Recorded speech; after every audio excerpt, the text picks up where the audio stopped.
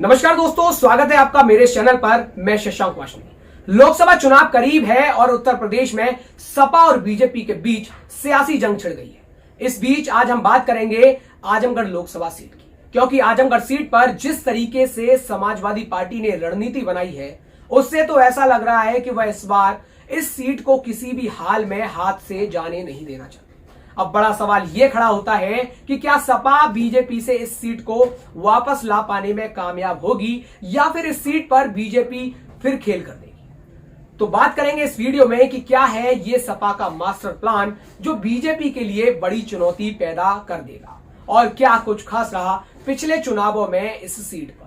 तो आपको बता दें, अखिलेश यादव इस सीट से सांसद थे और 2022 में अखिलेश यादव के विधानसभा जाने के बाद यह सीट खाली हो गई थी और इस सीट पर उपचुनाव हुए थे, जिसके बाद बीजेपी से प्रत्याशी दिनेश लाल निरहुआ ने सपा प्रत्याशी धर्मेंद्र यादव यानी कि अखिलेश यादव के भाई को आजमगढ़ लोकसभा सीट पर पटकनी दे दी थी और सपा की यह मजबूत सीट बीजेपी के खाते में चली गई थी, जिससे सपा को तगड़ा झटका लगा था।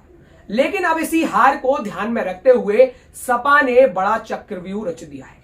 दरअसल सपा ने बहुजन समाज पार्टी के नेता रहे शाह आलम उर्फ गुड्डू जमाली को अपने साथ ले लिया है। आपको यह भी बता दें कि गुड्डू जमाली की वजह से ही सपा को भाजपा से हार का सामना करना पड़ा था, क्योंकि पिछले आजमगढ़ लोकसभा उपचुनाव में त्रिकोणीय लड़ाई थी। बसपा प्रत्याशी गुड्डू जमाली 2 बार मुबारकपुर विधानसभा सीट से विधायक रहे थे और दूसरे प्रत्याशी सपा से बदायूं के पूर्व सांसद धर्मेंद्र यादव थे। और वहीं बात करें तीसरे प्रत्याशी की, तो तीसरे प्रत्याशी अखिलेश यादव को 2019 के लोकसभा चुनाव में टक्कर देने वाले भाजपा से प्रत्याशी दिनेश लाल यादव निरहुआ थे।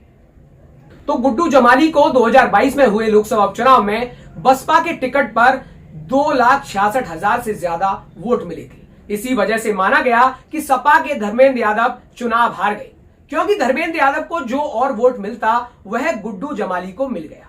ऐसी बातें लोग करते देखे गए।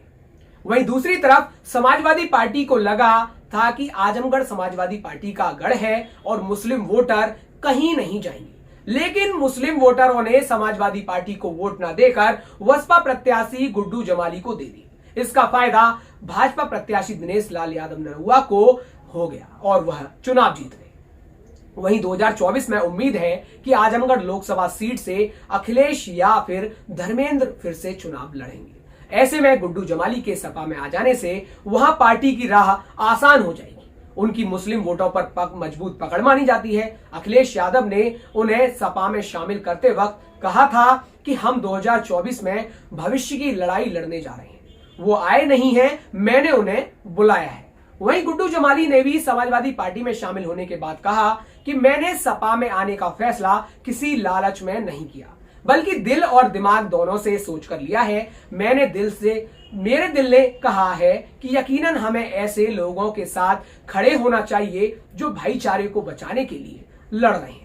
वहीं अब देखना यह होगा कि सपा की आजमगढ़ सीट पर रचे इस चक्रव्यूह को भेदने में बीजेपी सफल हो पाती है या सपा फिर से अपने इस गढ़ को वापस छीन लेगी, क्योंकि गुड्डू जमाली की आजमगढ़ के अंदर मजबूत पकड़ है और इसका फायदा सपा को कहीं ना कहीं मिल सकता है।